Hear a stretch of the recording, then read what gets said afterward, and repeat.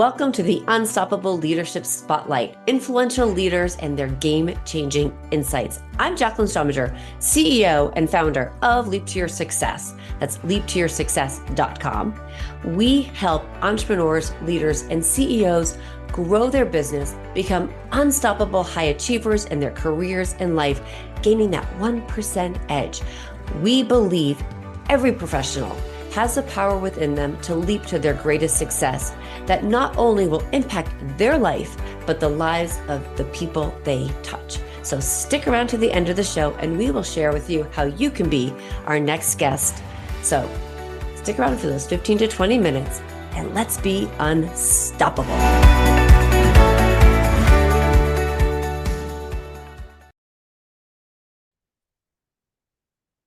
Well, hello, everybody, and welcome to another amazing episode of the Unstoppable Leadership Spotlight podcast. I am your host, Jacqueline Strominger.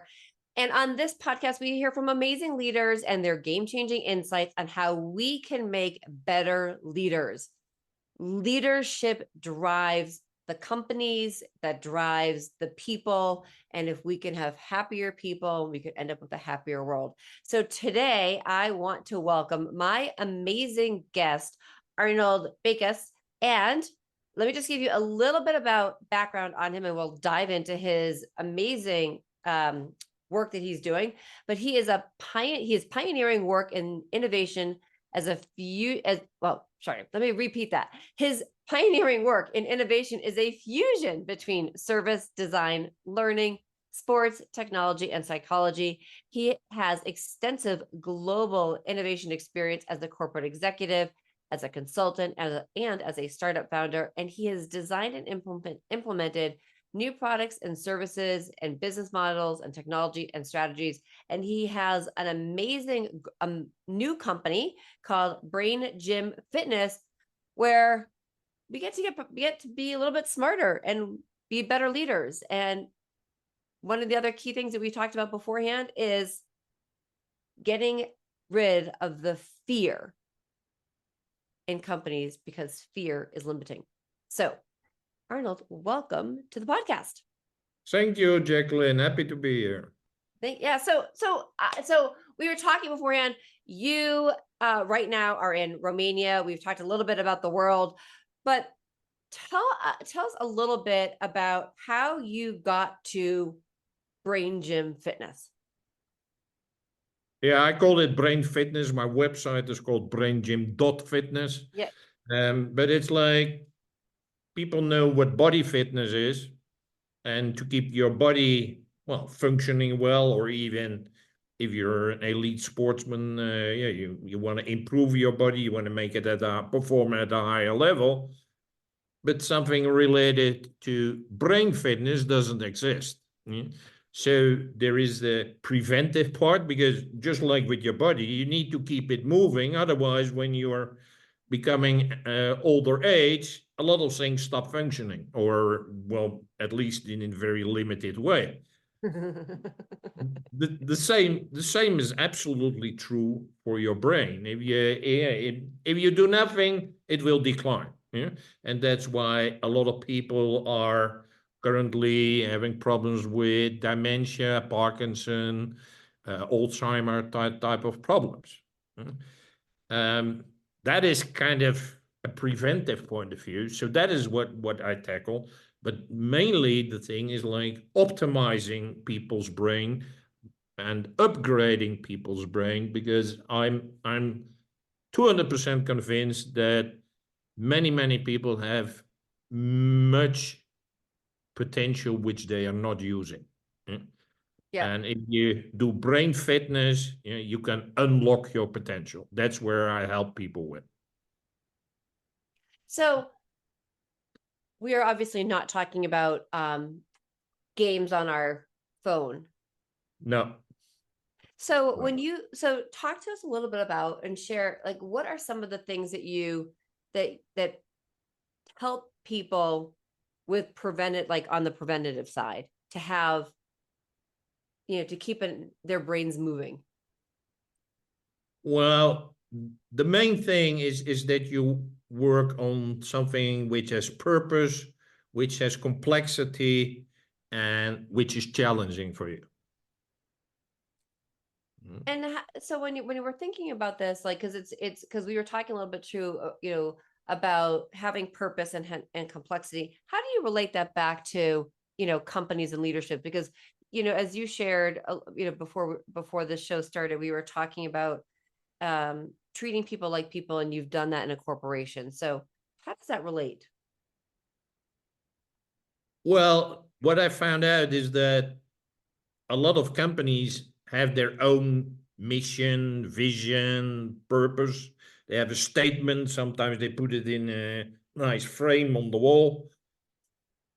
And in a lot of cases, that's about it. There's not much happening with it, but it's like, yeah, if you ask, yeah, we have it. What was it already? Oh yeah, it's this. So it's not a living thing. But what I found out when I got myself out of the corporate world and into entrepreneurship is like, hey, it's interesting. Companies have a purpose statement, whatever, but I don't. Because in a corporation, that's not asked of you. It's just asked is like you obey and you do exactly what we tell you to do, but who you are, what you want in life, what you love, where you're good at, we don't care. We hired you to do this job, and that's it. It's so important to find out. So when, what the individual's purpose is. So how did you incorporate that into incorporate that into what you were doing, and how did you take that into the entrepreneurial space? Well, it where I came up, I because people have many definitions of purpose and mission and strategy and whatever. To make it extra confusing, I used a word which is not used so much, and I call it my quest. Ooh, that is a word that's not used very often. Yeah, and if it's not, I create words because then people pay attention. So, yeah. And my quest is how the invisible drives the visible. Ooh.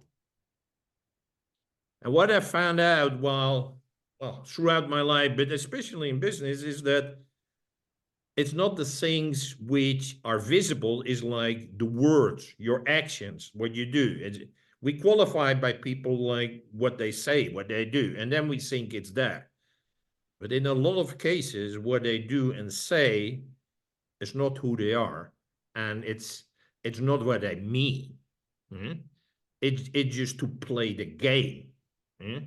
So it's like an iceberg. Yeah, the top of the iceberg, or the part of the iceberg which is above the water, that's what you see, but 9/10 of the iceberg is below the water.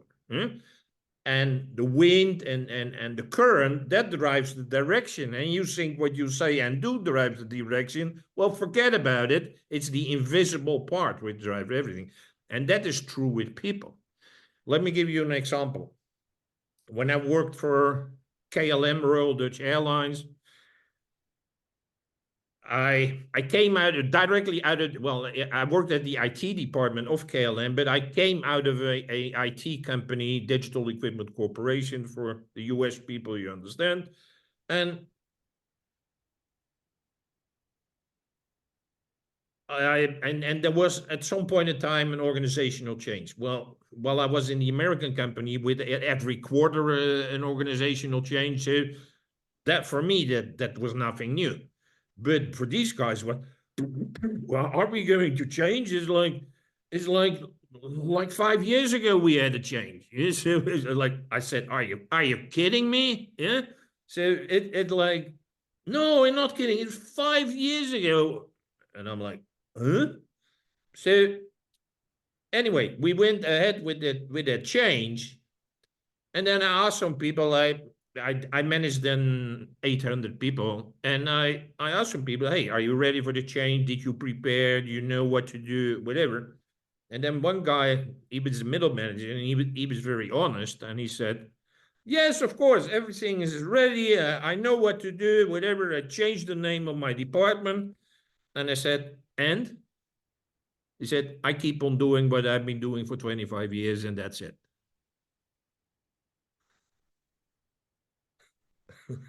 So I'm not making this up. And he was not trying to be funny or whatever. It was just like, I changed the name of my department and I say yes, yes, and I just keep on doing whatever.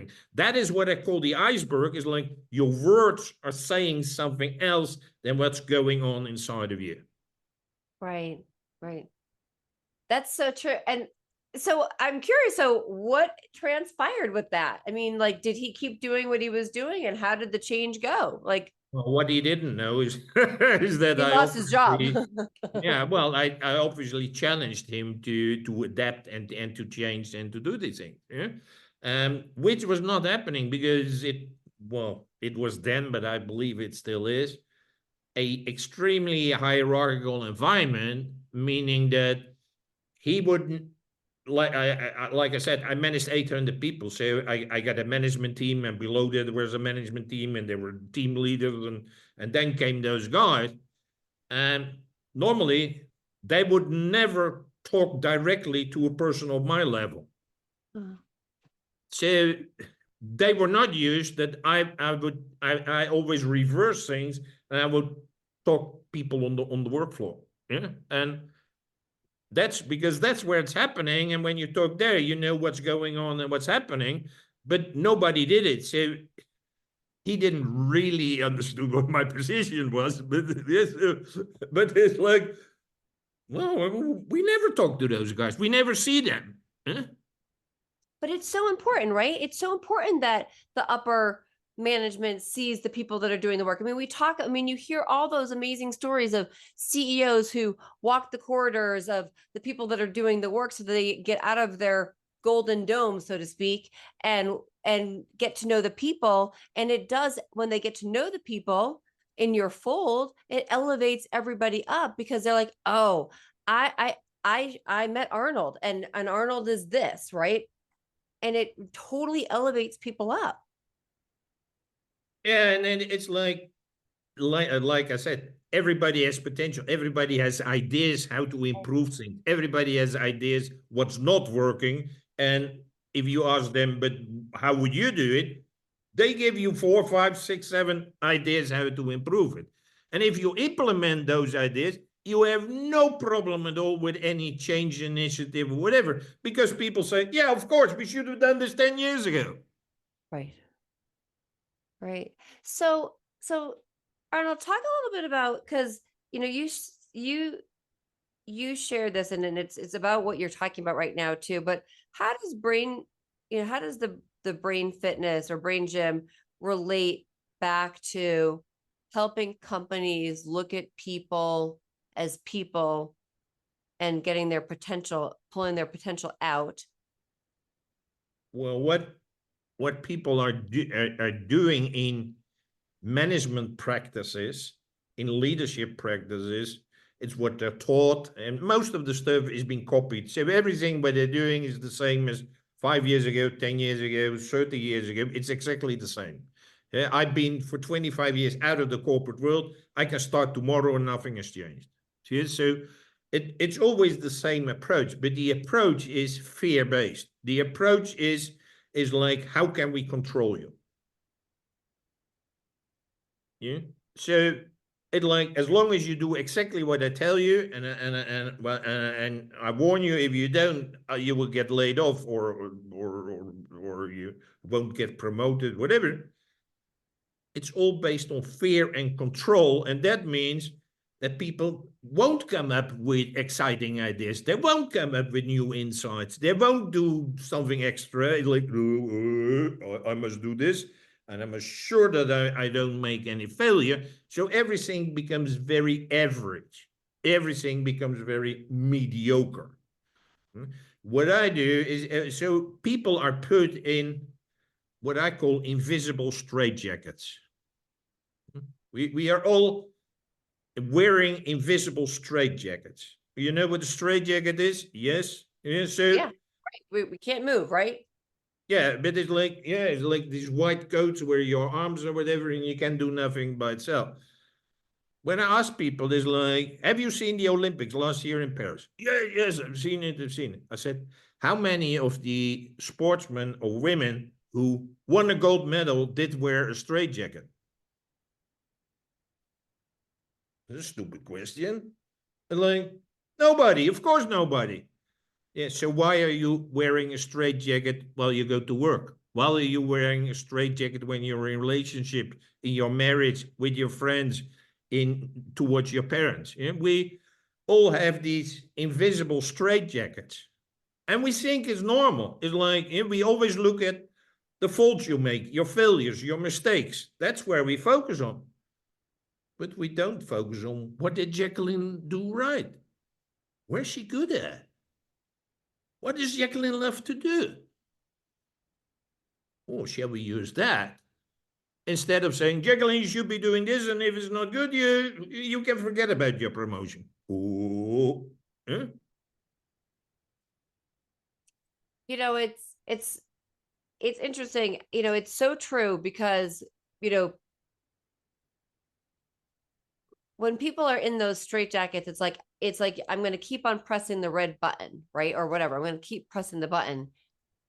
And they don't think about, oh, there might be another way to do that, right? We can't be, when we're living in that fear zone, I want to stay in my lane because I don't want to be the disruptor, because I don't, or be the change agent, because I don't want to lose my job. I want to be there. And we stop looking at it from the standpoint of what's the upward mobility, and how can I help?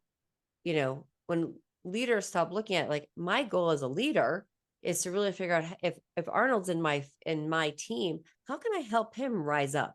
How can I help him reach whatever potential? We forget that. We forget that that's, you know, as a leader, it's kind of what we're supposed to be doing, right? Yes, because it's quite simple. If your people grow, you grow. Yeah? And if you grow, your company grows. So in essence, it's very simple, but in most things in our life, in our work, in our society, we don't question things. We think we've been doing this for maybe hundreds or decades of years, and we think it's normal, and we don't question it. It's like, oh, should we do something else? Yeah, I was, well, I'm an old guy. Yes, if we're talking about the 80s, I was put in a first line management program for 1 year, in order to become from a specialist a first line manager. There, they learned me how you should do performance reviews and give feedback. But the feedback is like, yeah, it's a sandwich method. Yeah, you got to tell you two things criticizing, then one thing good, and then two things criticizing. That is the right approach. Oh, okay. Well, I was really good at criticizing because my father non-stop criticized everything in my life. Yeah? So he never, ever gave me a compliment. I'm not kidding. He never did. So I was like, oh, that's easy. No, but I got to give one thing which is good. Yeah? That is still done to this very day. Yeah? So, Right. but nobody gets excited about the criticism. Let me give you a small example. I was in this American company the first year. I was a marketing specialist. Then I became a marketing manager. And I had my first performance review. Before that, I came from a small company, and there was no reviews, whatever. There was nothing. So here it was like, so I was nervous because I had this performance review meeting with the marketing manager. It was 1 hour meeting. I still vividly remember where it was, where I said, where he said, and whatever. For 50 minutes, he was talking about very tiny and small things which were not good.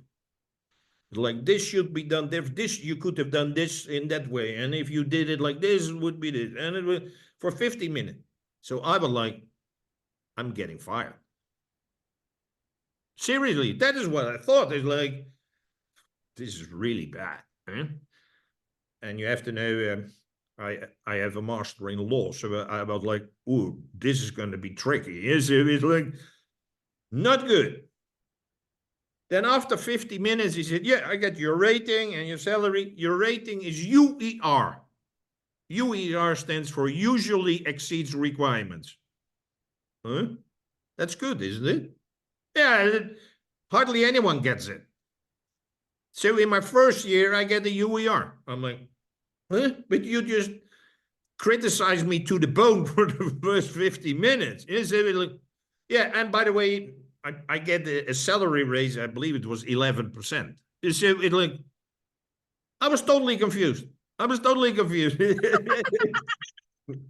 Yeah, but and this is my real experience. That's why, because it had such a deep experience. I can still explain it, and this was in the 80s. Yes, so it's like I'm like, but this is what we do to the very day. Is like we constantly criticizing, and then we say one tiny thing where they did good, and that's the way it is.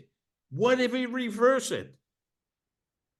Say, Jacqueline, this is what you do good. You seem to like this, and you have talent in this, and you handle that very good. And you're like, oh, I feel good. Yeah. And then it's like, by the way, there's some small thing is like, if you change that, you will be even much better. Oh, cool.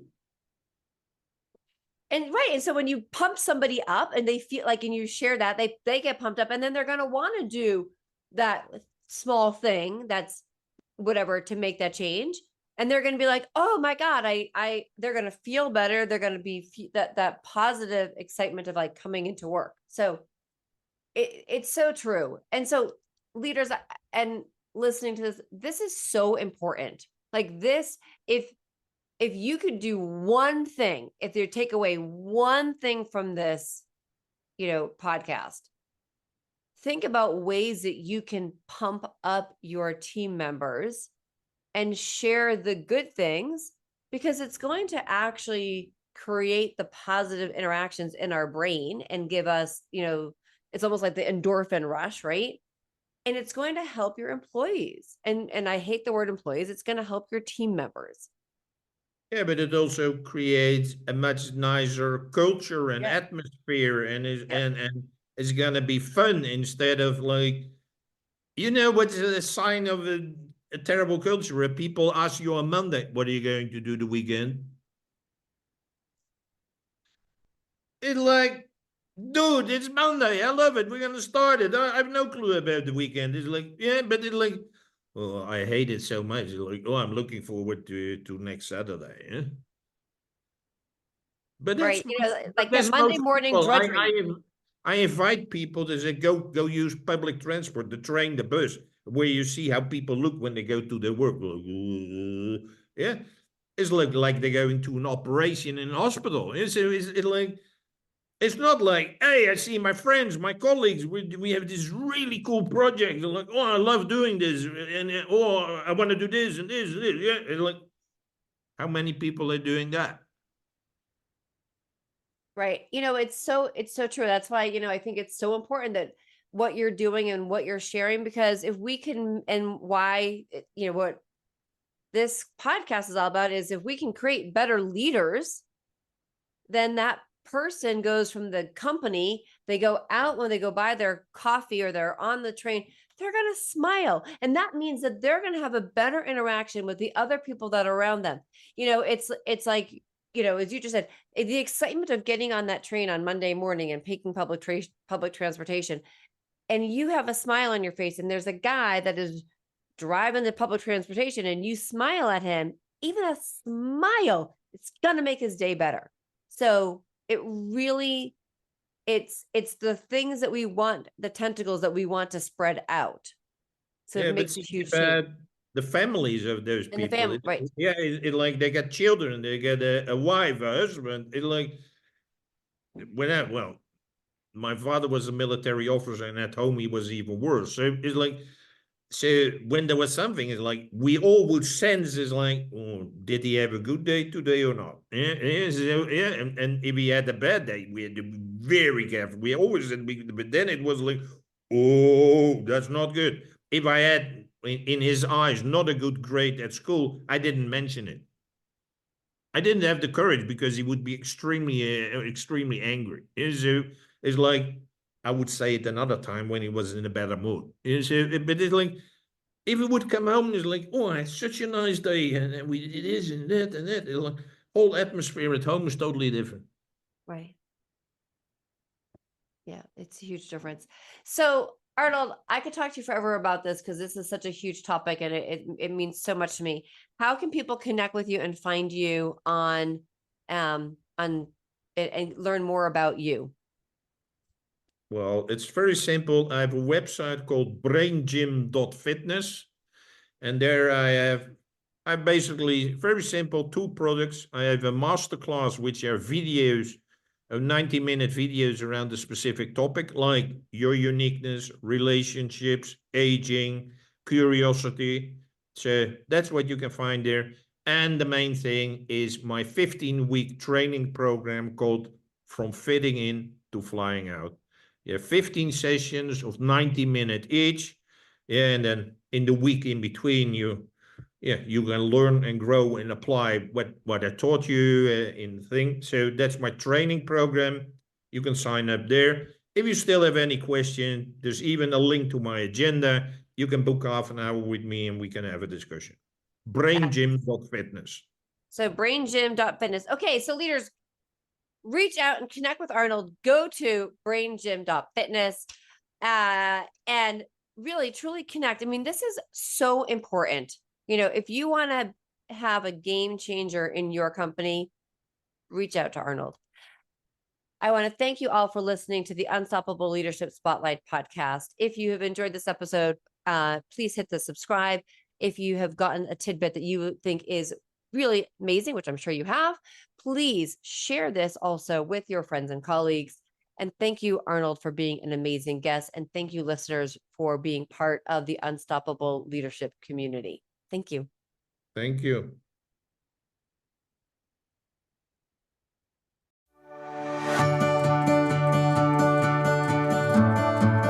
I'm Jacqueline Strominger, and I want to thank you so much for listening to the Unstoppable Leadership Spotlight, Influential Leaders and Their Game-Changing Insights podcast. If you are a successful CEO, entrepreneur, or leader in your industry, and you have insights you would like to share, we want you to be a guest on this program. So please visit go.leaptoyoursuccess.com/podcast. And if you have gotten something out of this interview and you'd like to share the episode on social media, just go ahead and take a screenshot with your phone and text it to a friend or post it on socials. If you know somebody who would be a great guest, please tag them on social media and let them know about the show and include the hashtag Unstoppable Leadership Spotlight. I'd love seeing your posts and your guest suggestions. So we regularly are putting out new episodes and content. So please make sure you don't miss any episodes and go ahead and hit subscribe. Your thumbs up, ratings, and reviews go a long way to help promote the show, and they mean so much to me and my team. You want to know more about the podcast or about Leap to Your Success? Just go to the website leaptoyoursuccess.com or follow me, Jacqueline Strominger, on LinkedIn, Facebook, and Instagram. Just plug in my name, Jacqueline, that's JACLYN, Strominger, STROMINGER, and follow me on all the socials. So thank you so much for listening, and remember, be unstoppable.